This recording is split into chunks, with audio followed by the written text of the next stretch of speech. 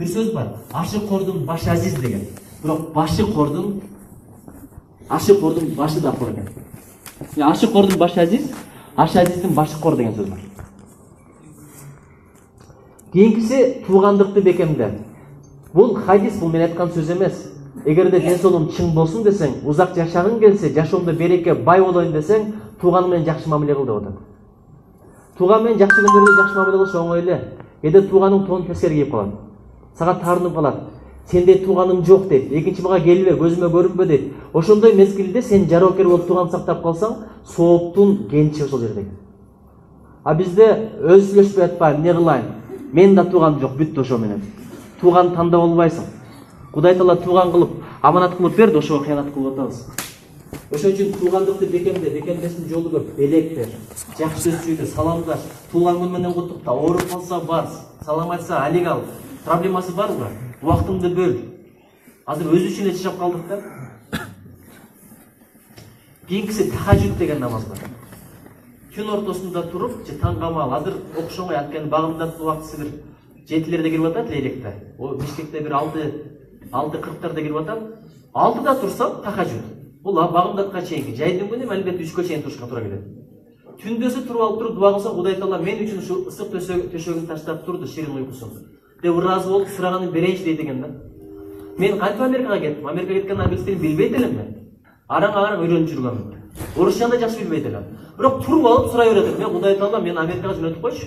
Бар окуп келейинчи Кудай Таала. Сенден эмне кетет Кудай Таала? Берип койчу мага деп доолашып жүрүп кеткенмин.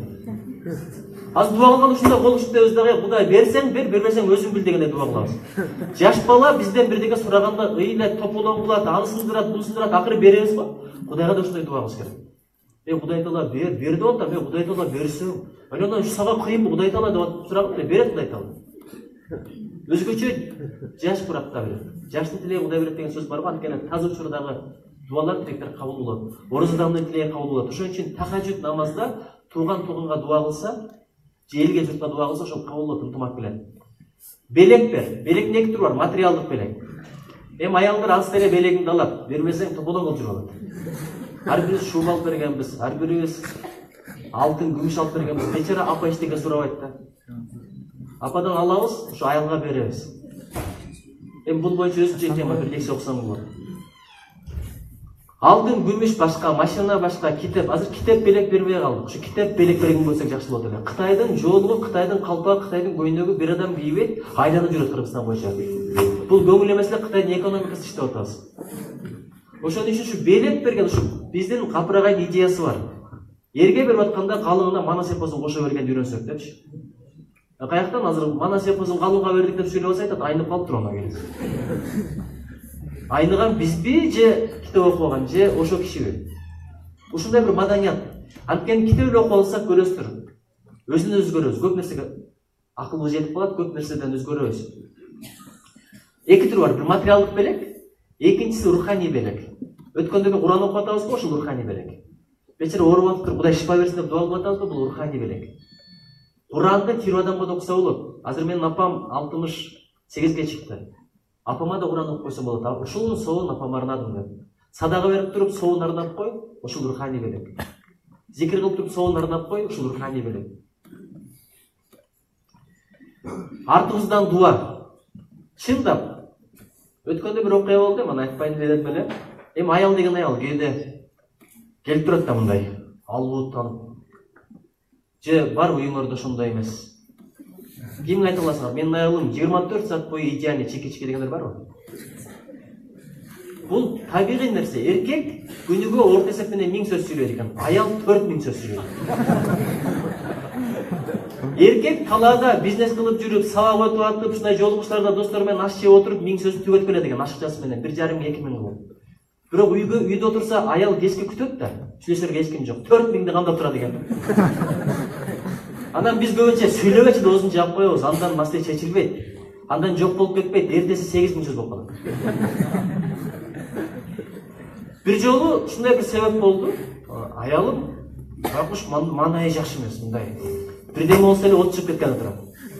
Кудай жалап намаз убакыты болуп калды, мешитке барып келдим. Мешітте катып келди дуа кылып, Кудай аялыма иман бер, тоокук бер, кул көзү жакшы болсун, ортобузга мээрим, мухаббат бер. Жакшы көрсөм, ушу аял менен жакшы көрөйүн, башканы жакшы көрбөй эле коеюн. Катып келди дуа кылып. Биз уруштурба, Кудай үйүбүздөн берекени кетирбе. Келсем, аялым күлөт да. Билип алыптыр, сиз азыр дейт дуа кылып келдиңиз дейт. Айтсаңыз бата кылып келдиңизби дейт. Мен атайын ниет кылып элем, сактап коюп бир тополоң кылайын деп. Эчтеке жок дейт. Кадимгидей дуа кылсаң, ортодогу конфликт кетет. Ошо дуа кылсын да билбейбиз. Падышага дуа кылалы, мугалимдерге, директорге, акимге, прокурорго баарына дуа кылыш керек. Аялга, күйөөгө, балага бир дуа кылабызбы? Буну мен укпайт. Мойну жылып жашкарап калды. Өткөндө менин кызым апасына мойнума жылпайм деп атат. Кичинекей кыз. Канды үйрөнсөм апасы да деген. Мойнума жылпайм деген. Угабайбы да? Ошон үчүн артыбыздан дуа. Анан артынан макта. Макта жакшы сөз сүйлө, жакшы сөз сүйлөй албасаң, жок дегенде жаман сөз сүйлөбө. Макта. Баланы да макта, аялыңды да макта. Ошол өмүрүмдө аялымды бир жолу мактадым. Бир жолу мактап кой өзүм унутуп калдым. Бир күнү келсем, аялымдын оозу кулагыма жетип калды. Ушундай сүйүнүп калдым. Не болду десем, сиз мени бир жерде мактапсыз го. Өмүрүмдө бир мактасам, ошол дагы жетиптир. Кудайга шүгүр. Ошол үчүн аркасынан макта, эгер ошол душман сага дос болбосо, мага кел.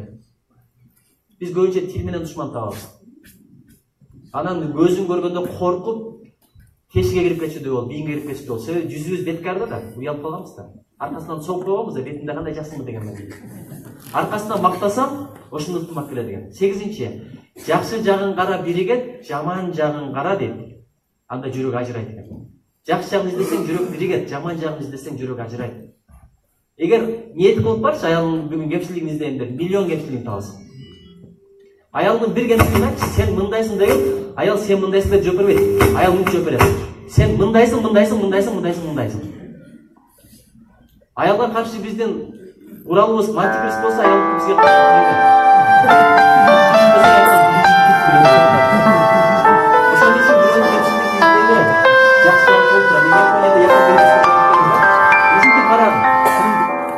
карасам, менин сөмөйүм тону тосуп калды, 800 метрлик Рокко деген тоо. Ошондон бери жыйынтык чыгарганмын. Адамдын жаман жагы тоодой, жакшы жагы сөмөйдөй болсо, жакшы жагын карай бер, жаман жагы жок болуп кетет. Аялымдын бир кемчилиги бар, баламдын бир кемчилиги барбы?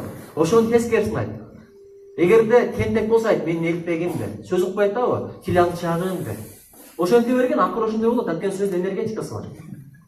Бизде подсознание деген бар. Муну туйгу сезим деп коет. Илим жагын айткым келбей да.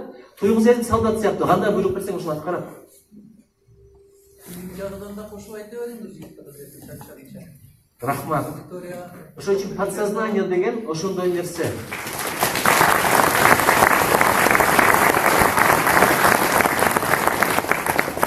Мактай бер, кыргыз эл ушу болбой калды, жаштар болбой калды, бизге кыйраттык беле. Биздин аталарда айтчу, жаштар болбой калды деп. Болбой калды дегенден адам заман оңолбойт. Макташ керек, жакшы жагын көрүш керек. Жаш баланы америкалыктар жаш баланы мактай берет. Карасаң, келечекте мындай өздөрүнө ишенген адепти балдар чыгат да. Бизде болсо бирдеги болсо эле сенен адам чыгабы, эшек, чочко. 10 жолу балага сен акмаксың, сенен адам чыкпайт десең, о бир жолу ишенет кын. Айтпай эле кой, менен адам чыкпайт деп болду бүтү. Капыр Мадаевдин кыйындыгы ошондо. Өзгөчө апалар, сенде мистер чыкмак беле. Эшикти кайтар деп кой деген, болду, бала окубай берет. Ошон үчүн апаларды окутуп жүрөт.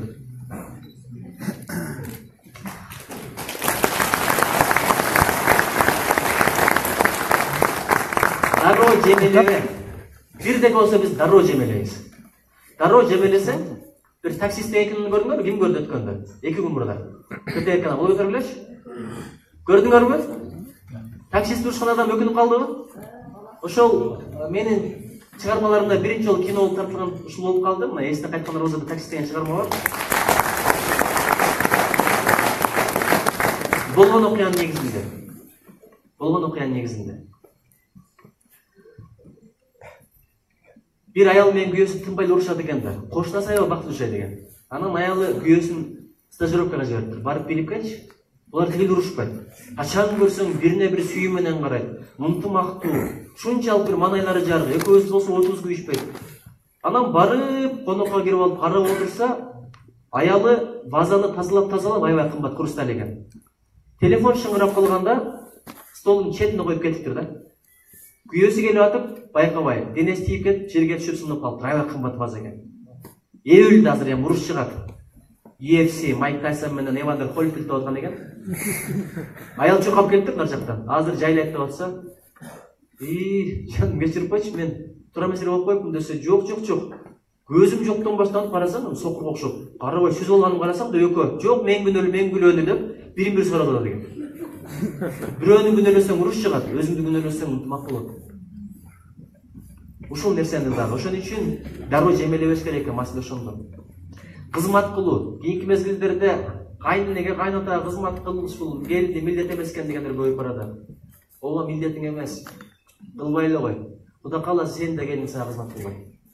Жакшы кылсаң өзүңө, жаман кылсаң өзүңө, өйдө карап түкүрсөң кайра түшөт көзүңө, жашоолмайсың ушул. Эмне кылсаң ошону көрөсүң. O шариаттын башка жак-жактары толуп турат. Ошагы билбей туруп эле кайната кайнеге кызмат кылыш менин милдетим эмес экен. Милдетти кылбай эле кой анда, экинчи кат кылгандар көп адам. Кудай бетин нары кылсын. Өткөндө Азирет Муфтий айтты. Ибадат менен бейсти тапсаң, кызмат менен Кудайдын өзүн табасың деди. Кызмат кылган адам эч жокта кем болбойт. Бата кылат. Бата менен жерге көрөт, жамгыр менен жерге көрөт деген сөз бар.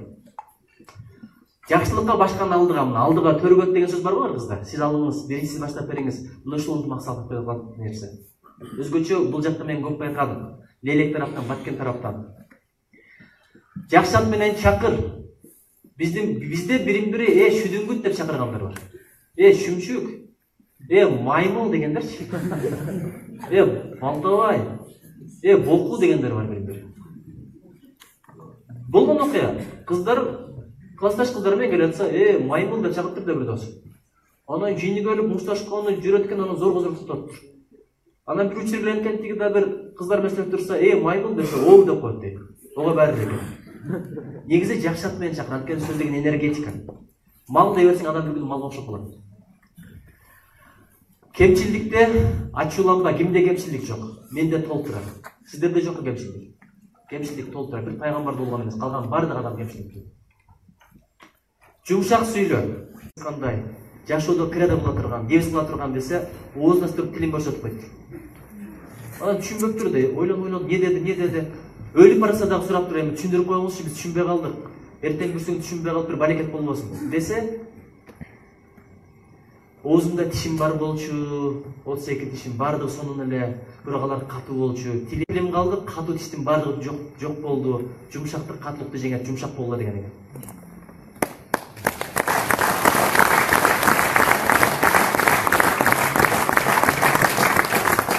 Орунсуз тамашадан кач. Кээде биз кылабыз. Тамашалап да жалган сүйлөгөн бул чоң күнөө экен. Пайгамбар алейхиссалам тамашалаганда чындыкты тамашалаш керек. Булгол эмнеге окшош? Десе ага окшош, буга окшош десе булголго окшош деп койуш керек. Төөнүн баласы турат деген барып Пайгамбар алейхиссалам төөнүн баласы жок экен, төө турат десе, ошол төөдө башка төөнүн баласы деген экен. А бизде Швейцарияда $1 миллиард бар. Самолет аренда барып коюп тамашалаганда бар экен. Ошон үчүн орунсуз тамашадан кач. Тамашаңда да чындык болсун, адамдын көңүлүн көтөргөн, маанайын көтөргөн, дух бере турган тамаша болсо мейли. Бирок өткөндө мен бир досум айтат, аялдар менен уруштурдум, кантип дейт. Экөө кечигип келди эле дейт. Булар жөн кечигип келген жок, мен билем деп койдум эле дейт, ошол жерде тытышып кетти аялдар менен. Бечаралар машинасы бузулуп келип калган. А мен буякта жыргап күлүп чыгып кеттим дейт. Сен күлө турган нерсе эмес, шайтандын ишин кылып турсуң. Анткени шайтандын эң жакшы көргөн иши үй бүлөнү бузуш. Эң жакшы көргөн иши үй бүлөнү бузуш. Байкасаңыздар, көп адамдар бирин-бири жаман көрөт. Эрди катын болуп жүргөндө кийин айтат, жакшы эле экен го деп. Поезд өтүп кеткенден кийин. Ону каяктан билдим эле деп, анткени шайтан иштеген ошол мезгилде. Эми акыркы сөз алга умтулган адам бололу. Эң башкысы адам бололу. Адам деген бул баш чыгара бутар эле бир макулук эмес. Адам деген бул ыйман, адеп ахлак, жакшы жүрүм турум, ынтымак, сый урмат, зат деген нерсе. Ошон үчүн Кудай Таала ошо келбет маймылдын сыпатын бербесин, карышкырдын сыпатын бербесин, топоздун, уйдун, торпоктун сыпатын бербесин. Адам келбетиндеги айвандар, адам келбетиндеги шайтандар канча? Кудай ошондой болгондон сактасын. Адам келбетиндеги адам болобу, булса адам келбетиндеги периште болобу. Айтпактын сөзү бар. адамға ең қиыны күн сайын адам болу. Келешегimiz кең болсын, ықпалыбыз ынтымақ менен Алла Тағала тең болсын. Рахмат.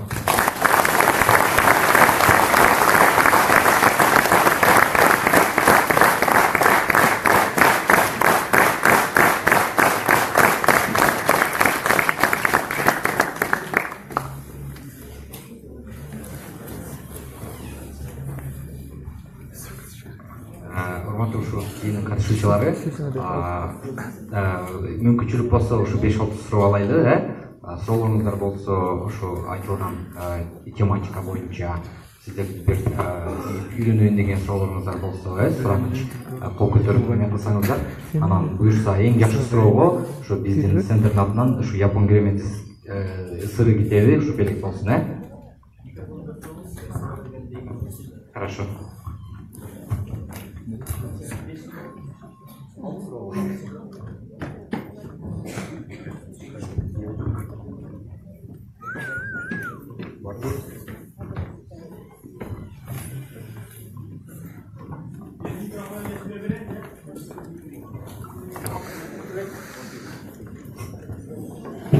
Biriki.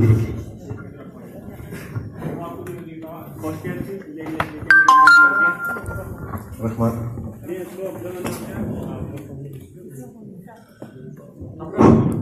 Есіне қайтқан роза шығармаңыз, тақырын шығармаңыз, оқыдық, абдан жақсы, тарихалық мәнісі өте терең.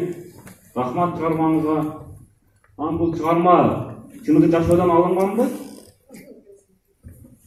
Рахмат. Шындығы жашаудан алынған. Ошол әлбетте жерін өзгөрттүк. Бұл жалауат болған емес, бұл Орышта болған. Авария болсо өзгөндө болгон эмес, ошо от сандыр жакта болгон. Анан баягы байкадыңыздар да Facebook деген бар, WhatsApp деген бар. Ал заман келелекте болгон. Бул 2005-2006 жылдар болсо керек. Бирок мен эмесмин. Анткени аялым да көп сурап атат да, ошо өзүңүз эмессизби депчи. Ал жигит азыр бир чоң кызматта иштейт. Ошондон кийин мындай өзүнүн жолун таап кетти, чоң кызматта. Кыргызстанда эмес, Кыргызстандын атынан бир дипломатиялык чоң кызматта иштейт. Ошону биринчи жазып бүткөндө ошого жибердим, атайын. Биринчи окуп чыкчы десем, колу бошобойт, окубайт, 1 жума, 2 жума. Окубайсыңбы? Мен окубай эле коеюнчу, аяшыңа берейин, ошол окуп чыксын, анан мага айтып берет. Кудай сакта дедим. Ага окуп да көрбө. Өзүм окуп десем, андан кийин бир күнү ушундай иш менен алек болуп атсам, чалып атпай Facebooктанчы. Не алекет болду деп ала койсом, кармоо отуруп алган, чыгарып алып окудум дейт. Мен сага айтып бердим эле, ушундай отпай унутуп калыптыр айтып берген. Көзүмөн жаш чыгып кетти дейт. Мынандай болгон, тигиндей болгон. Мен сага дагы башка окуяларды айтып берейинчи деп калды. Ал жигит Кыргызстанга белгилүү жигиттердин бири, бирок мен аны айта албайм. Рахмат.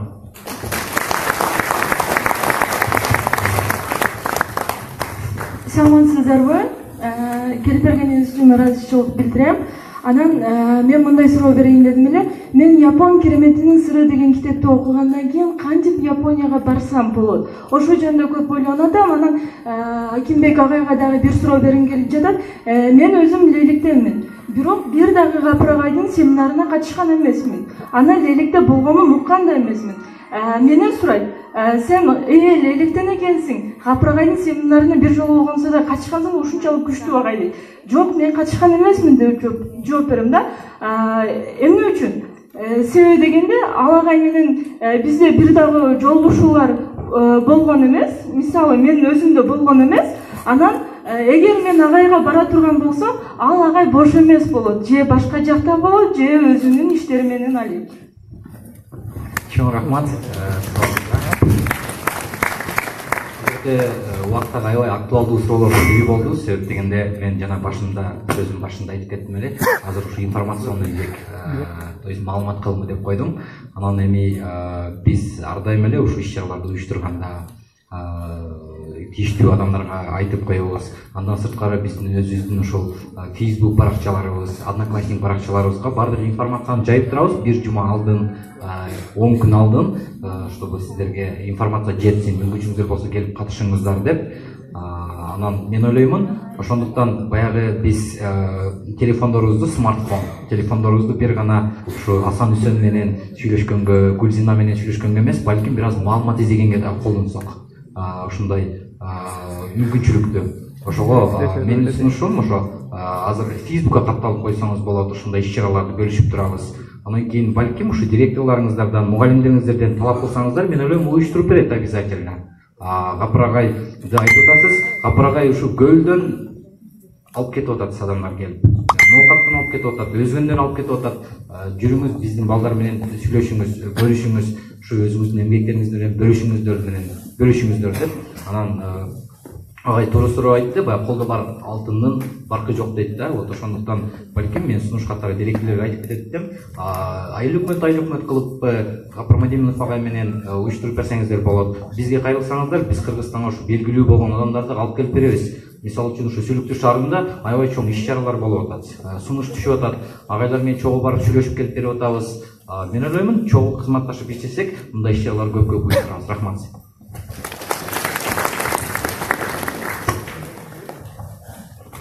Эниге зыяратты ким көргөн? Биздин фильмде. Көргөндөр кол көтөрүлөчү. Көпчүлүк көрө элек экен. Азыр коюп берсек болобу бираздан кийин? Дагы бир жолу кайталап, Биз чыгарган фильмдерден буну көрүш керек, сөзсүз. Анан мага суроо берип калбадыбы? Японияга барыш ниетим болду, кантип барсам болот? Биринчиси, максатты так кой. Көп адам максатты так кое албайт да. Мисалы, чет өлкөгө чыгып келейин. Чет өлкө дүйнөдө 200. Мисалы, мен Чехиянын Прага шаарына барып келейин десе, так максат болот. Япониянын Нагоясына барып окугум келеби же Кобеге же Токиого жакшы максат кыл. Бул бир. Максатка жетиштин өзүнчө бир лекциям бар, аны Кудай берсе кийин келгенде окуп берем. Анан көп адамдар максатты коюп коет, бирок жетпейт. Неге билесиздерби? Себеби срогун койбойт да. Срокду коюш керек. Анткени айттым го, подсознание так нерсени кабыл алат. Мынчанчы жылы Японияга барам деп туруп срокты так койсоң, ошо мезгилге чейин подсознание сагыштырып берет, сөз барасың, куда каласың. Анткени мен Япония жөнүндө 1986 жылдар бекен Оран деп коет эле бизде, баягы Кезүү деп коет. Кой кайтырган стерде да бар, кезек менен. Ошондо тоого чыгып калып, анан жериңе ойнойсуң да, койлор баягы түштө жуушап жаткан мезгилдерде, анан ылдый жакка таш кулатып ойноп атат. Таш кулатып, айтпак Фудзиямада Кадыртун деген чыгармасында бар го таш кулаткан жери. Өзүмү Фудзиямада элестеткенмин да. Ошо бала кезде Фудзияма Японияда экенин да билбейм. Ошодон 20 жылдан кийин биринчи оюм Фудзиямага кетти, 20 жылдан кийин денем барды Фудзиямага. Ошон үчүн кыялдан, Кудайдан дуа кылып, алма туш оозума түз деп жата бербей, кичине тил үйрөнүш керек, аракет кылыш керек. Анан кийин Момбушо деген программа бар, интернеттен карап көр, программаларга катыш, өтпөсөң да койсосуң да. Бирок акыры сөз барасың, куда каласың. Анан мен сага тилеп калат элем, эгерде Японияга узак мөөнөткө баргың келсе, биринчи турмушка чыгып алып күйөөң менен бар. Анткени көп кыздарды байкап атам да, жакшынакай кыздар, поклонниктери көп, жок мен карьера кылам, окуп келем деп. Анан Кыргызстанга келгенде баягы жигиттердин баардыгы баштары бош эмес. Анан жаш өтүп кеткен, поезд өтүп кетти, аркага кайра мезгили бура албайт. Анан байкуш мынтип жүрүп, же баласы жок калып атат, жерге тие албай калып атат, болбосо бирөө экинчи болуп тийип атат. Же болбосо дагы бир ажырашкан бирөөнү издеп калган күндөр болуп калып атат да. Ошон үчүн Наргиздин убагында болгон жакшы, аял үчүн эң чоң бакыт бул эне болуу. Рахмат. Саламатсыздарбы? Мен да бир суроо берейин дедим эле. Мен Назарова Махабат Хабибуллаевна, мен азыр Лейлек аймактык ооруканасында иштеп жатам. Гапыр агай биздин агайыбыз 5-класста историядан сабак берген. 5-класстын историясы азыркат энесибизде. Анан адамдын акылдуулугу сүйлөгөн сөзүнөн эмес, берген суроосунан билинет дейт да. Суроо бериш да кыйын, бирок мен бир суроону мындай өзүм ойлоп атам да, адамдын тарбиясы эмнеден башталат деген сыяктуу суроо. Бирок ошол суроого өзүм бир окуган нерселеримден айтып өтөйүн, анан сиздердин ой жүгүртүүңүздөрдү уксак. Адамдын тарбиясы энеден. Адамдын айлана чөйрө менен болгон мамилеси энеден. Боорукерлиги, кечиримдүүлүгү, күйүмдүүлүгү энеден. Демек биздин адам болуп калыптануубуз энебиздин ак сүтү менен денебизге сиңген. Ошондуктан энелерди сыйлап, энелерди бааласак, энелерден тарбия алсак бардыгы жакшы болмок. Рахмат. Эчеке, мен бул жака бирдек үйрөтөйүн деп келген жокмун. Анткени бул жерде аталар, апалар, эжелер, сиздер деги бар акыл бизге келе элек, чын айтайын, тажрыйба бизде жок, бирок бир нерсе бар да, Японияда феномен второго поколения деген түшүнүк бар. Азыр уже третье поколение болуп калды. кыргызда бир сөз бар го, аккан арыктан суу агат деген. Же мөмөсү алмасы дарагынан алып түшпөйт деген бир сөз бар. Азыркы премьер-министрдин атасы же чоң атасы тышкы иштер министри болгон. Министрдин балдары министр, депутаттын балдары депутат болгондо ошону феномен второго поколения деп коет да. Анан япондор бир проект кылып атат, азыр анча-мынча күчтөр ошо Акимбекке окшогон уюмдар. Карапайым, ата-энелер чоң болуп иштебегендерди даярдап атат, ушуларга каршы алып чыгабыз. Эмнеге булар эле башкара бериш керек депчи. Бирок канча аракет кылса деле аларды жеңе албай атат. Айтайын дегеним, бир адам баласына тарбия берип атат дейт. Балам, жалган жарыбайт, калктын казаны кайнабайт, эч качан калп айтпа, жалган сүйлөбө деп аткан мезгилде бир телефон шыңгырап калса, бар, мен сураса жок деп кой деп коет. Балага кайсысы көбүрөөк таасир этет, сөзүбү же өзүбү? Көрдүңүзбү, тарбияны каяктан башташ керек? Бул бир имам Абу Ханифа. Ошого бирөө баласын жетелеп келет. Айтат, балам балды көп жеп атат, таттууну көп жеп атат, киши түшүп атат, сөгүп казып атат, кой десем болбой атат, мен сөзүмдү укпай атат, элдин баардыгы сиздин сөзүңүздү угат. Ушуга бирдеме деп коюңуз десе 40 күн өңгел дептир. 40 күн күтүп, эми күткөндө билесиздер да, күтүп бизди октуп как жүркө көзгөнбеги атып жаткан окшоп деп. Адам күткөндө 1 саат 1 күндөй көрүнөт. 40 күн араң өтүп келсе, Абу Ханифанын айткан сөзү ушул экен. Балам, таттууну көп жебе деп койтмуш. Десе, боптур, сиз айтсаңыз жебейм деп бала жебей коюптур. Алдына бал койсо да жебей коюптур. Аны таң калыптыр, дей айланайын. Ушул сөз үчүн 40 күн күттүрдүңүзбү? Ошондой айтып коюп береңиз. 40 күн дагы аябай көп жеп койду десе, 40 күн мурда сеңгелердин алдында өзүм да бал жеген болчумун деген экен. Ошол күнү таттууну токтоттум, 40 күн тазаландым, менин сөзүм өтүмдүү болот деген экен. Ошон үчүн балага тарбия берем деген адам биринчи өзүн тарбиялаш керек экен. Анан мына кыздар, жигиттер үйлөнгөндө эле келип калат кедечи, бир ыймандуу кыз таап бериңиз. Мен айтам, өзүң кандай жүрдүң? Эми жаштык, мастык, Москвада антип жүрдүк, мынтип жүрдүк, ойноп жүрдүк. Эмесе кудум өзүңдөй кыз түшүп келет сага деп. Анткени Кудай Таала адилеттүү. Сен эгерде бактылуу болгуң келсе, бул мен эмес, Кудай Тааланын айтканы бар. Ыймандууга ыймандуу, ыймансызга ыймансыз түшүп келет деген. Ошон үчүн өзүңө кандай инвестиция кылсаң, ошого жараша балдар, ошого жараша үй бүлөң болот. Ошон үчүн өзүбүзгө тарбия берели да, физикалык, руханий жана интеллектуалдан өнүкүлө деп элге айткандан мурда эртең менен туруп мен карта кылдым мына жерде. Сиздердин борбордук маданият үйү бар го? Бул жерде карталарды кайталадым, отжимания кылдым, чуркадым, растяжка иштедим. Бир топ китеп окудум, Кудайдан дуа кылдым, анан кийин келип элге айтып атам. Өзүң кылбай туруп айткан нерсени өтүм болбойт, Кудай сактасын. Көп тилектерим бири ушул, Кудай Таала сөзүм менен ишимди дал келтирчи деген. Рахмат эже, аябай жакшы суроо болду.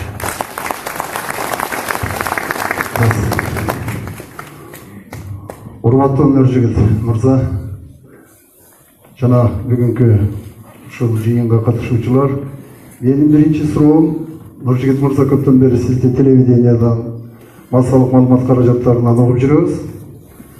Пайгамбарыбыз Мухаммед алейхиссалам айткан экен, адамдын денесинде кичине эт бар.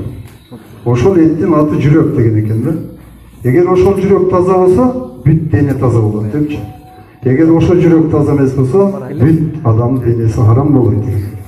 Мен карап туруп, азыр жүрөгүңүз таза инсан экениңизге ынанып атабыз. Ошонун негизинде сизге бир бүгүнкү мына Гапыр Мадеминов да отурат, Эрмек Бахабединов отурат. Мен өзүм Жалилов Бердимурат Садыкович, Карабулак айылынын тургуну, мурдагы ушу Исхана шаарынын мэри. Өзүм тааныштырып сизге, бул сиз түзгөн фонддун максаты эмне, ким тараптан каржыланат?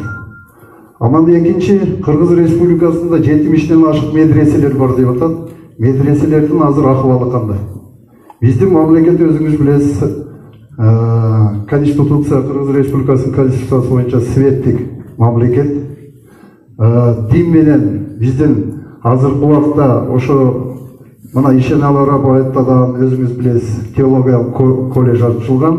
Бул жерде дагы окуп атканда теология өзү Будда, ислам, христиан болуп атат. Бизде 85% мусулмандар жашаганына байланыштуу биз ислам теологиясы менен кетип атабыз. Сиздин сөзүңүздөн, айткан сөзүңүздөрдөн мына өзүңүз билесиз, пайгамбарыбыз Мухаммед алейхиссалам хадисте айтты дейт. Бул ыйман эки бөлүктөн турат. Биринчиси сабырдуулук, экинчиси шүгүрчүлүк дейт. Ошондо пайгамбарыбыз алым сахабалардан сурады дейт. Алым сахабалар, силер ыймандуусуңарбы деп сураса, эч ким үндөбөй турса, ошол жерден Умар деген алым айтыптыр, биз ыймандуубуз деп. Андан кийин Мухаммед пайгамбарыбыз дагы алымдарга карап туруп, ыймандуулугуңарды кантип далилдейсиңер десе, биз Алла Тааладан канчалык кыйынчылык, сыноолор берсе, сабырдуулук менен кабыл алабыз. Эгер канча жакшылык нерселер берилсе, ошону биз шүгүрчүлүк менен кабыл алабыз. Анан канча өмүр берсе, ошого канаат кылып жашайбыз деген экен да.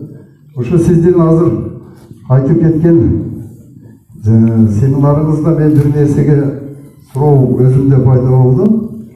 Ыйман, мына өзүңүз билесиз, пайгамбарыбыз 570-жылы келип 23 жыл акыркы пайгамбарыбыз Мухаммед алейхиссалам ушу пайгамбарлык кылган болсо, азыр сиздин оюңуз элдин арасынан ыйман кетип атканын невооруженный глаз көрүп атасыз. Акыйкатты сүйлөгөн адам, чындыкты айткан адам оозу жаман, ыйлагандын көзү жаман болуп атат. Ошого сиздин фондду түзгөнүңүздүн негизги максатын мен билгим келип атат. Анан эмне негиздеп, эмне себеп болду? Элдин алдындагы акыйкатты сүйлөбөй, кошоматчылык менен жашап калган элге ыйманды кайтарып келиштин бир максаты болсо керек деп ойлойм. Ошону бир айтып кетсеңиз, чоң рахмат келгениңизге.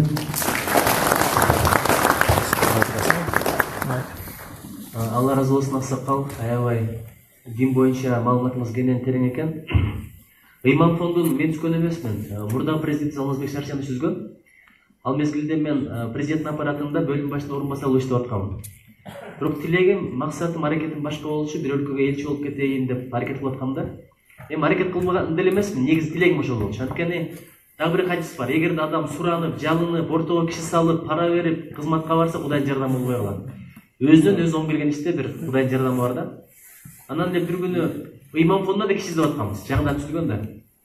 Анан бир күнү эле келип айтып калды. Нурсултан Кадырбекович, кызыктай бир ситуация болсо, эмне болуп атат? Десем, мираскерин айтат, ошол бир адамдын кандидатурасын көрсөтөт. Ким десем, сиз дейт. Не деген фонд? Каяка барам, эмне кылам, түшүнүгүм болгон эмес. Бирок биз солдатпыз, жоокербиз мамлекеттик кызматта. Каяка айдас жака бармай. Анан эми ачыгын айтып кое берейин. Ким сунуштады дегенде, ушул сиздердин мекендешиңиздер, президентибиздин жардамчысы, ошол киши сунуштадыр. Анан макул деп президентке кирдик, президент эки эле сөз айтты. Балашка деди. Балашка дегени бул жаман көргөн сөз эмес, ага тарынбаш керек. Эркелеткенде жакшы көргөндө ошентип айтат. Балашка, таза иште деди. Биринчи сөз ошол болду, экинчиси илим менен динди бириктир деди. Илим менен дин бириккен маалда ислам дүйнөсү алдыга кеткен. Аль-Бируни, Аль-Харизм, Улукбектер ошол дордо чыккан. Керек болсо Европага денени жууганда биз үйрөткөнбүз, мончону да. Илим менен дин бөлүнгөндөн баштап биз аркада калдык. Ушул багат иштедик. Мына президенттин койгон миссиясы. Ошонун тегерегинде иштеп келатабыз. Эмне үчүн биз китептерди чыгарып атабыз? Кыргыз маданиятын чагылдырган, илимди чагылдырган, динди чагылдырган. Болдукелерге окутуп атабыз. Болдукелерден сураңыздар, азыр анча-мынча илимий фактыларды аябай жакшы билишет. Аларга социалдык предметтерди окутуп атабыз. Тайм менеджмент, IT технология, улуттук маданият жана дин, риторика, дин чөйрөсүндө мамлекеттик саясат деген. Фих, Куран, хадис менен кошо. Негизинен ушул багытта андан тышкары интеллектуал инвестиция деген долбоор бул. Биз инвестиция дегенде эле евро менен доллар түшүнөбүз да. Чыныгы инвестиция бул адамдын акылына, жан дүйнөсүнө болгон инвестиция. Мына кыдырганыбыз ошондо. Капырагайды ошол долбоор менен Ысык көлгө алып барып келдик, Чүйгө алып барып келдик, Жалал Абад, Ош бүт кыдыртып келдик. Негизги максатыбыз ошол. Анан сиздин баягы медреселер боюнча айткандарыңыз, эми бул мындай чоң суроо да, ал бир эки сөз менен айта албайсың. Бирок ал жакта дагы балдар бир эле Куран жаттап, хадис окубастан биологияны, физиканы, математиканы билиш керек. Анткени кандай гана илимди казып отуруп, Кудайдын кудуретин табасың түбүнөн. Мисалы, жөргөмүштүн желеси бар го, ошол 1 мм 100/1 эле бар экен жоондугу. Эгерде ошол калемдин жоондугундай болсо, жүрүп бараткан самолет токтотуп калат экен үзүлбөстөн. 320 грамм ошол желе жерди бир айлаганга жеткизет желе деген да. Эми бул деле Кудайдын кудурети да илим болгону менен. Ушул багыт иштеп атабыз. Анан медресе боюнча биз азыр иштеп атабыз. Өткөндөгү Булан институтунун илиминин негизинде дагы илимий тыянактардын негизинде. Кудай буюрса, акырын жолго түшөт го. Бул кенен суроо. Мындай бир эки сөз менен жооп бере албайм. Ага компетенттүү эмесмин, чын айтайын. Рахмат агай. Эки суроо калды. Каржы мындай. Каржы Туркия $5 миллион берген. Бирок ал имамдарга кетип атат. Имамдарда азыр айлыгына кече кол коюп келдим, дээрлик 1 айга 11 миллион акча кетет. Андан тышкары бир топ жеке спонсорлор чыкты. Өзүбүз жакында бир 250 миң евро уттук. Аракет кылып атабыз да карап отуруп алган жокпуз. Анан президентке кирип айттым, Алмазбек Шаршенович, бир бизнес кылалы. Мен Ислам өнүгүү банкы менен сүйлөштүм. Алар бир супермаркет куруп берели деп атат. Бизден 25%, алардан 75%. Түшкөн киреше кете берет десем, президент бир жакшы сөз айтты да. Эгер андай кылсаң, фонд жок болуп кетет деди. Ойлоп көрсөм, азыр мен чындап эле бир супермаркет кура башlasам, мен айтпайт. Имам фонду бечара ар кимден сурабай, өзүн-өзү каражат табайын деп айтпайт экен. Нуржигит бизнести баштады дейт. Ичип атат, жеп атат, элди билесиздер да. Ошону падыша башкаларга караганда алысты көрөт экен. Бул турган нерсе экен да. Биринчи мындай түшүнбөй чыктым эле, арадан убакыт өткөндөн кийин түшүндүм. Ансыз деле мындай сөздөрдү таркаткандар көп да. Ошон үчүн каржы азыр издеп атабыз. Дагы бир 500 миңди таап келдик Катарда. Ким баракеттер болуп атат да, молдокелерди бюджет өткөзмөй сайын бизде проблема боло берет. Эгер молдокелер бюджет өтүп кетсе, элестетип көрүң, азыр эле 10 миллион 800 миңге кол койдум кече. Бир айлыкка. 2000ден ашык имам бизден айлык алат. Дагы келет. Анткени акциясын өткөндөр дагы тизмеси жөнөтөт. Азыр аябай башым маң болуп атат. Кудай берсе ушу жума баргандан кийин жаңы президентке кирем, бул маселени көтөрөм. Рахмат. Акыркы суроо калыптыр. Эми кымбаттуу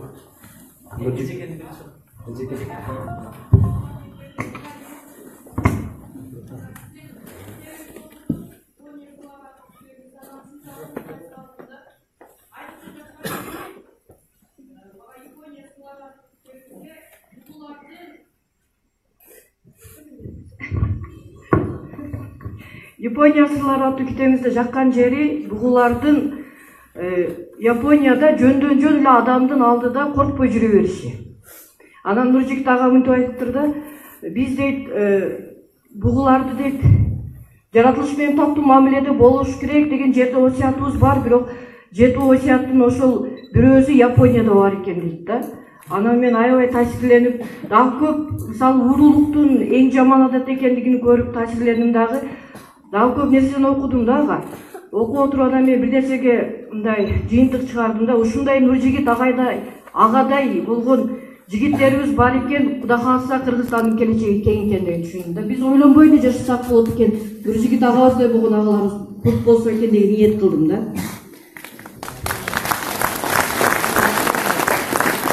Анан ошол китебибиздин негизинде азыр мына Сомак мектебинде дагы биз мына ушул Япония сыларда ушундай бар экен, келгиле ушундай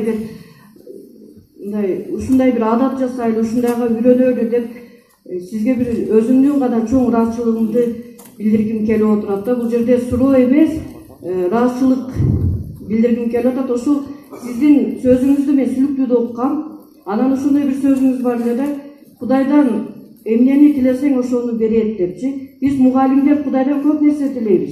Ынтымакты, ырыскыны, анан ошо менен бирге окуучуларыбыздын эртең жакшы окушуну, ЖРТден жогорку балл алышын да Кудайдан тилейбиз да биз мугалимдерчи. Анан ошолордун тилектин бирден бир ичинде дагы бир чоң тилегим бар деп, Нуржигит ага Лейлеке дагы бир келип кетсе деген тилегим бар да. Ушул тилегим бүгүн аткарылып отурат. Кудайдан чындап тиледим эле. Рахмат сизге келип кеткениңизге.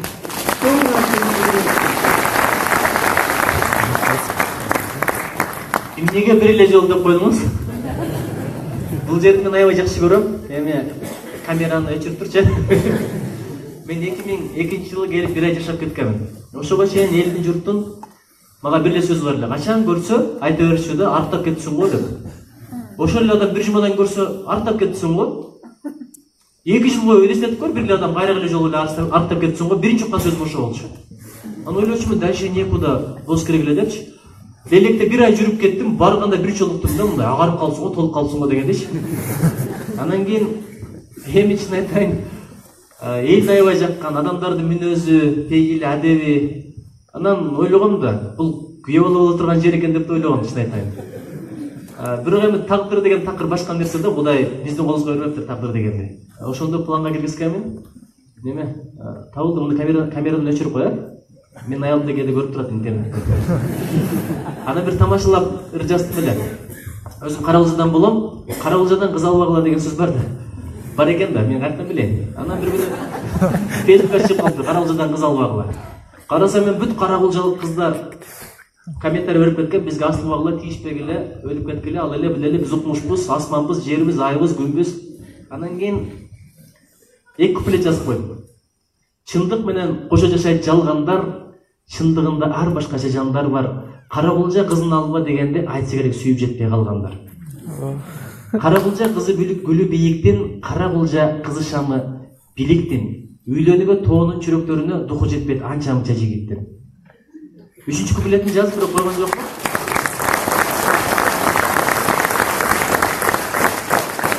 Үчүнчүсүн жазып бирок койгон жокмун. Үчүнчүсү мындай болчу. Сөз да бүттү, айтпайм эми калганын, акылың бар, аңдап алгын ар жагын. Каракулжа кыздарына дух жетпей, өзүм болсо кара судан алдым деп. Эми Япония боюнча япондордун карап көрүңүз мына иттери бар го. Итин жетелеп чыкса, ититтик кылып жолду булгап койсо, ошону пакетке салып алганча кетет. Мен сиздерден суранайынчы. Быйыл региондорду өнүктүрүү жылы деп атабыз. Өнүгүү дегенде эле көпүрө салыш, жол салыш, имараттарды куруш, бизнес объектилерди ачыш эмес. Жаман адатыңды таштап, ошол да өнүгүүгө кошкон салымы. Биз кыргыз көппү, жылдыз көппү, манасатан тиякты чапкан, буякты чапкан улуу элибиз, андай элибиз, мындай элибиз дейбиз. Бирок амалдарыбыз такыр башкача болуп атат да. Япондун ити кылбаган нерсени кылабыз. Түкүргөндөрдүн конкурсу болсо Кыргызстан биринчиден алса керек. Мен Японияны айтпай эле коем, мына Коженке эле барып келгенчи, түкүргөндөрдү көрдүңөрбү? Борборунда чылым чеккендер барбы? Бизде насыбай да кетет, чылым да кетет, сагыз чакыш да кетет. Анан түкүрөбүздө түкүргөндөрдүн түрлөрү бар. Дегендери бар. Дегендери бар. Жок десе биякта качып кетесиң. Мейли түкүрбө деп айтпайын, адам кээде ооруйт, кээде жөтөлөт, кээде какырып чыгат. Мындай четке барып эки жакты карап туруп, пайгамбар Алейхиссалам айткан сөз бар, ошол түкүрүп туруп, менин үммөтүмдүн жамааттары көрсөтүлдү, досторду бирөөсү түкүрмөй дейт да. Түкүрүп туруп, сол жакты карап, топуракка көмүп коюш керек. Жок дегенде мындай бактын түбүнө барып түкүрүш керек. Бизде мындай жолго деле ак үйдүн алдыбы, көк үйдүн алдыбы, испанабы, иске катабыз не істегип турган жерби мындай деп туруп, дарытылып атканды көрсөң да. Бизде эле көп эле мусулман мамлекеттерге бардык, дарытылгандар билинбей эле. Бизде дарытылып атканда дагы ушундай карап туруп, дегенде чыгып кетким келет. Ушу түкүргөндү таштайлычы. Экинчи, сөгүнгөндү таштайлы. Айталы ушу, эркекти силе сөгүнүш керек, ким айтты сөгүнүш керек деп? Ким адам бир жолу сөгүнсө 5-тен 7 жыл алыстай деген. Япондордо сөгүнүү жок, аябай кичпейли болушат. Аларда бир сөз бар, сначала манера, потом образование деген. Биринчи адеп, анан билим деген. Ошон үчүн япондордун жакшы сапаттары көп эле. Эми мен китеп чыгарганда бекер бергим келет. Бирок болгону 1000 китеп чыгат экен, Кыргызстанга жетпей деген. Ошон үчүн атайын мейли деп анан болдурулуп багой туруп саттырып коем. Бияка дагы 200дөн экен, тиги бу арзаныраак эле чыгарылгачы деп анан 150ден алып келип койдуруп койдум. Эгер каалагандар болсо алыңыздар. Себеби мындай бекер берген китеп биринчи окулбайт экен. Экинчиден бир адамга бекер берсең, дагы 4тү бер дейт экен, 4тү бер. Тиякта дагы 4тө күтүп турат. Китептин чыгышына сүйүшүш керек, китептин окулушуна сүйүшүш керек. Эгер китеп окулбаса чыгып, кайран убаракерчилик, кайран көздүн нуру, көздүн майы. Ал болгон макулатура шаң баскан. Бул да сырапчылык. Ошон үчүн рахмат эже окуганыңызга, чоң рахмат.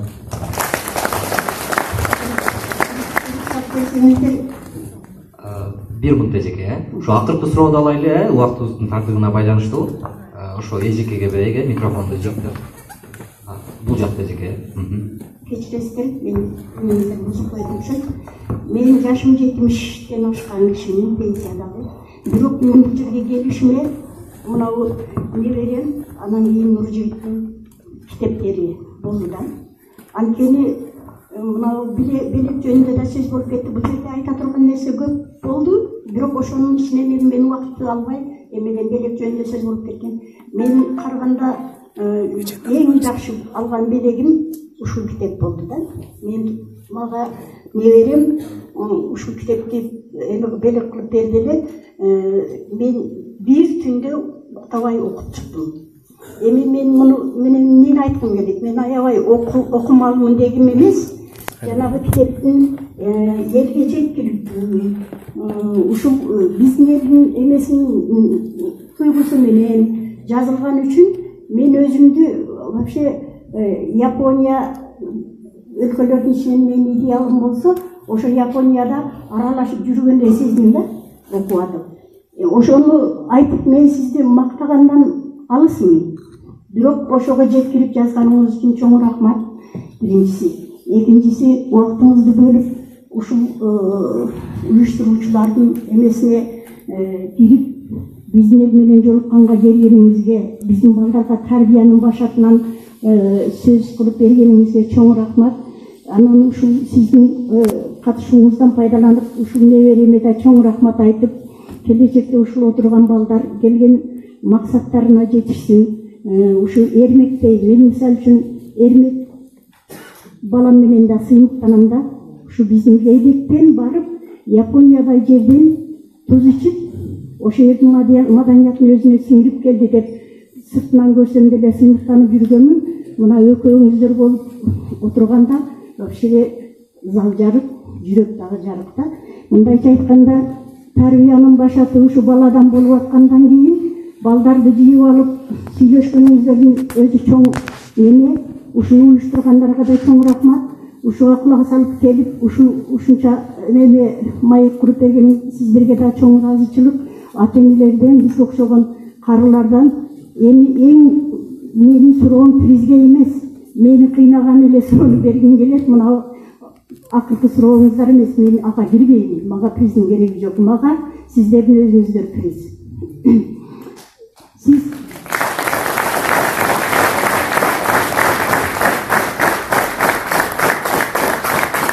өзүңүздөр дегеним, сиздер бир эле адам эмессиздер. Сиздер элдин баласысыздар. Сиздер бирөө эмессиздер. Мисалы үчүн Гапыр агай менен дагы бүтүн кыргыз эли сыймыктанса болот. Эрмек менен дагы бүтүн кыргыз эли сыймыктанса болот. Сиз менен дагы мындай жаштарыбыз толтура, аны менен Кудайдын кулагы сүйүнсүн. Эми ушуну менин бере турган суроом, ушундай жаштарыбыз туруп, ушундай эмелерибиз туруп, азыр конкретный суроо берейин дегеним, биздин Кыргызстандын келечегин кандай көрөсүздөр? Анан аны азыркы жаштар, сиздердин курагыңыздар дагы жаштар. Кандай эме көрүп жатасыздар дегим келет да эме. Мисалы үчүн өкмөт 40 кадамды жана Атамбаевдин эмеси менен эме кылып кетишти. Иман фонду, например, региондорду өнүктүрүүдө барып ушундай семинарларды өткөрүүнүн жыйынтыгы жакшы жыйынтык береби же дагы башка варианттар дагы бар дегим келет да.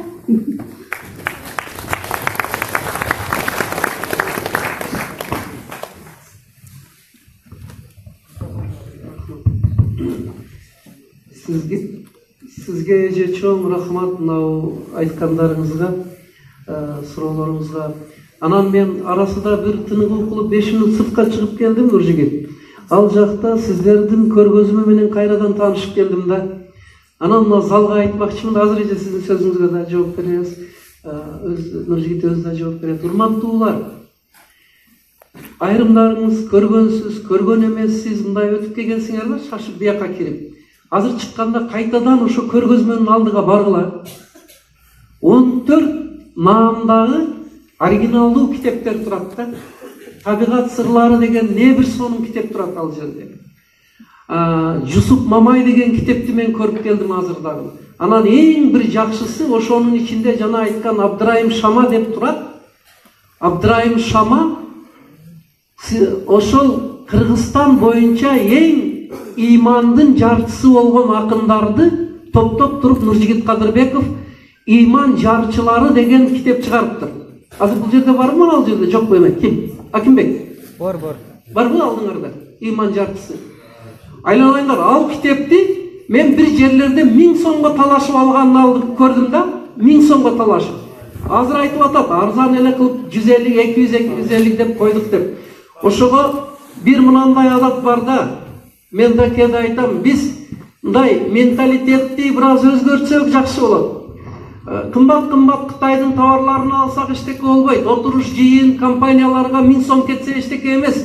100 сом, 200 сомго китеп алып койсок, кээде кичине ойлонуп калабыз да, түнү менен. Шу акча туура кеттиби же башкага иштетсем боло беле деп.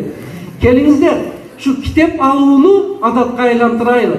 Белек болсун. Азыр бүгүн кайтканда мен баштап айтып кетейин, Нуржигит. Мен азыр кыздарыңызга айтып кеттим.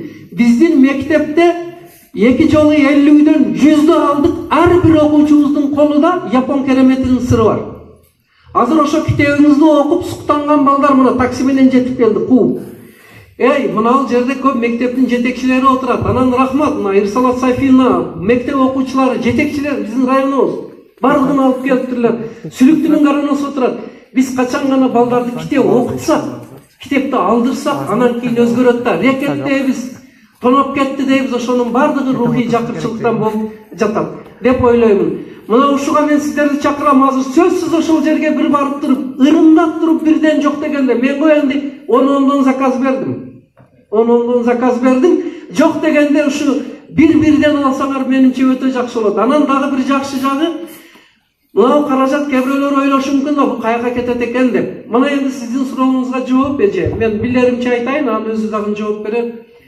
Иман фонду, иман интеллектуалдык инвестиция фонду bir kança tarmaktуу иш алып барат экен. Ошонун ичинде жанагы иманыбызды өстүрүү, динди туура түшүнүү менен биргеликте интеллектуалды өстүрүү, билимди өстүрүү, техника технологияны өстүрүү, адамгерчиликти өстүрүү боюнча, анан гуманитардык бир ушундай бир соопчулук иштер боюнча ушул каражаттар жумшалат экен да. Мен аны ичиден көрүп келген адам катары мүмкүн өздөрү скромность менен айтпастыр. Ушундай бир нерселерге, анан ушундай бир китеп, ушундай бир жыйындарды өткөзүшүгө, ошол үчүн бул өзүнчө бир жакшы иш болот деп ойлоймун. Анан араңыздарда мен азыр мына Лейлекке ыраазычылыкты айттым. Мына сүлүктүнүн Нуржигит өзү сиз эртеге барышыңыз керек. Азыр мен мындай эми көзүм ооруп калыптыр, жакшы көрбөй эми көрүп атам. О сүлүктүнүн бир топ директор мугалимдери келип алыптыр. Эрте барсаңыз көрсө эм болот да. Бүгүн да келип алыптыр. Мына элдин силерге чаңкагандыгы. Ошолорду кол чапсак болот.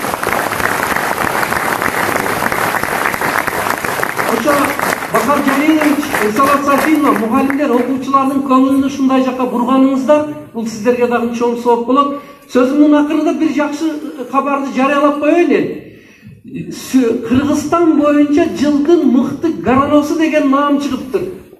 Ошо наамда агам жигит мына жерде отурат. Анын аты Бахап. Бир туруп коюңуз, Бахар Жалилович. Бул кече Кыргызстанда берилди да, журнал боюнча. Сизди дагы куттуктайбыз.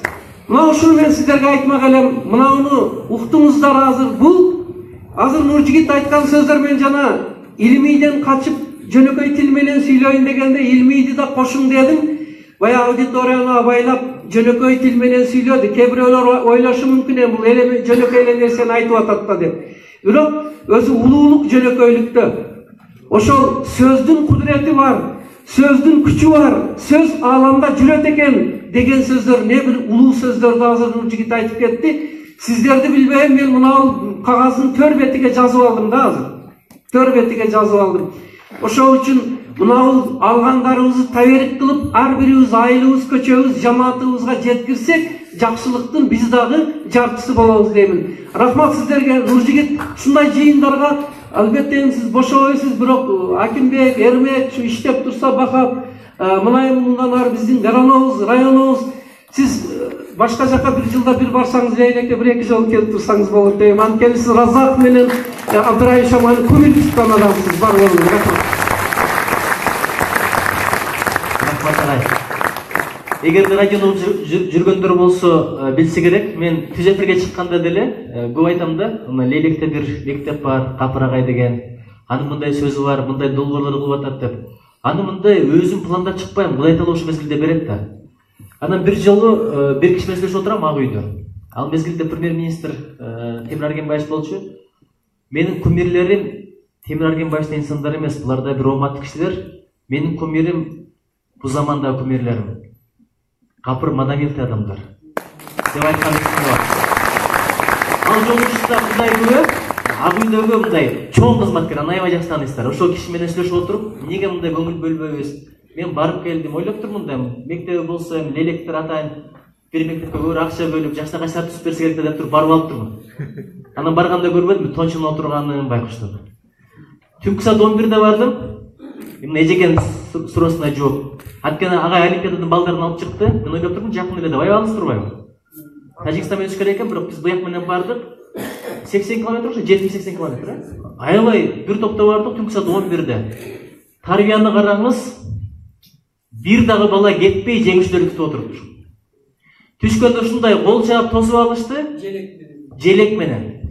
Мен деле республикалык арикадан биринчини алып келгемин убагында. Эч ким билбей, апам 3 күндөн барып айткан, куттап койсоңор кичине деп. Райондон жеңген балдарды биринчини, экинчини алгандар. Биякта 3 алган жок экен. Же бирди алат экен, анча-мынча болбой калгандар экини алат экен. Анан кол чаап тосуп алып ошондо айттым. Эжеке, мына сиз сурооңузга жооп. Кудай калса Кыргызстандын келечеги.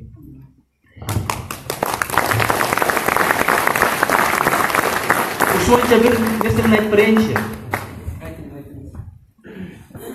4 шам күйүп турат дейт. Биринчи шам айтыптыр. Мен тынчтыкмын, мен бепилдикмин. Бирок адамдар кен сактаганды билбейт. Үйдө деле урушуп кетет, бири менен бири чабышып кетет, ошто деле урушуп кетишет. Чегара деле урушуп кетет. Ушинтип мени бала болсо мен күйүп эмне кылам деп өчүп калыптыр, жалп этип. Экинчи ишеним чыгыптыр. Мен ишениммин. Кудайга ишенсе жакшы болот эле, ыйманга ишенсе жакшы болот эле, бирок адамга керегим жок. Мен тууралуу айтса адамдар качып кетет, жини келет. Деп анан ол да өчүп калыптыр. Үчүнчү айтыптыр, мен сүйүүмүн, бирок сүйүүнү да адамдар бала айтып өчкөн экен. Эшиктен бир кичинекей бала кирип, капкараңгы үйдөн коркуп кетип ыйлап ийсе, бир шам айтат экен да. Мен өчпөйм, мен үмүтмүн. Эгер мен жанып турсам, калгандардын баардыгы кайра жанат деп. Эже өзүбүздө үмүт болбосо, өзүдө ишеним болбосо, Кыргызстанга ким ишенет? Биздин келечегибиз аябай жакшы. Кыргызстандай комфорттуу өлкөнү таба албайсыз. Мен Америкада жашап келдим. Америкага ат башындай алтын берем, Американын вице-президенти болосуң десе, мен калбайт элем. Японияда өмүр бою жашап, ушул жакта калганыңды берели, үй, машина, анан үй бүлөңдү Кыргызстандагы баардыгын багабыз десе калбайт элем. Анткени кыргыздын сөзүн күндү укпайсың, кыргыздын оонун күндү укпайсың, кыргыздын суусун ичпейсиң, кыргыздын нанын жебейсиң. Ал жактын эти менен 5 корбак чыксаң, даамы таптакыр башкача же. Ал жактын алмасынын даамы жок, ал жагынын керек болсо дарбыздын оонунун даамы жок. Береке жок өлкө. Кыргызстандын баркын билбей атабыз. Кыргызстандын баркын билгенде, мисалы бизде алмаштырып койсо 6 миллион элди Корея менен же Япония менен 6 жылдан кийин ошондой билбекпиз кадыр. Ошон үчүн Кыргызстан аябай келечеги жакшы өлкө экен.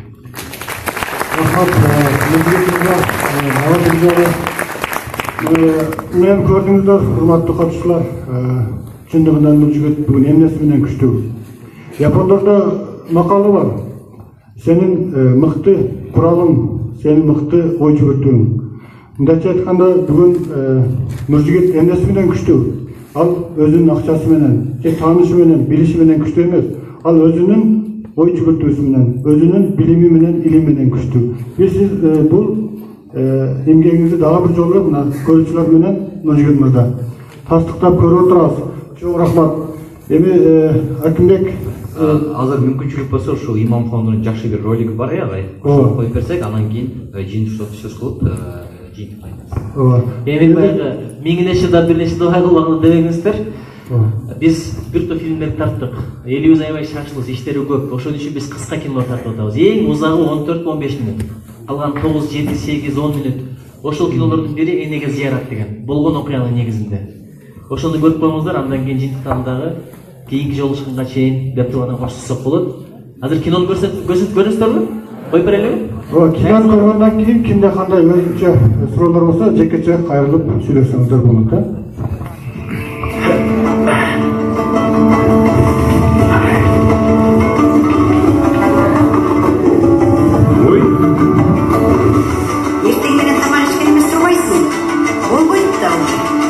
Сендері энелердин таманынын астында байрамыңыздар менен урматтуу энелер.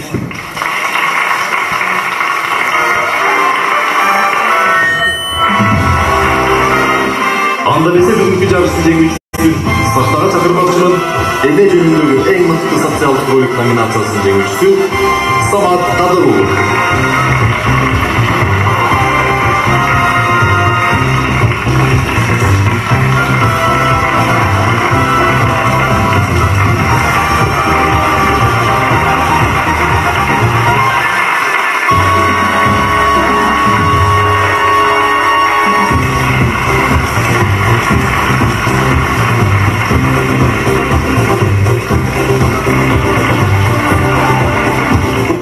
Куттуктайм, рахмат. Азаматсың, болсун. Сен ийгилигиңди жууп эми бир жерге барып майрамдабайлы. Куттуктайбыз. Рахмат. Кайда баралы? Баягы эле биз сүйгөн кебап баралы, кандай дейсиң? Рахмат, рахмат. Мейли, кебап болсун кебапка. Саат канчада жолгалы? Азыр канча болду? Азыр саат 12:30 болду. Макул, саат 4-тө жолугалы. Кеч го? Жеңишимди апам айтып сүйүнчүрөбөйүнбү?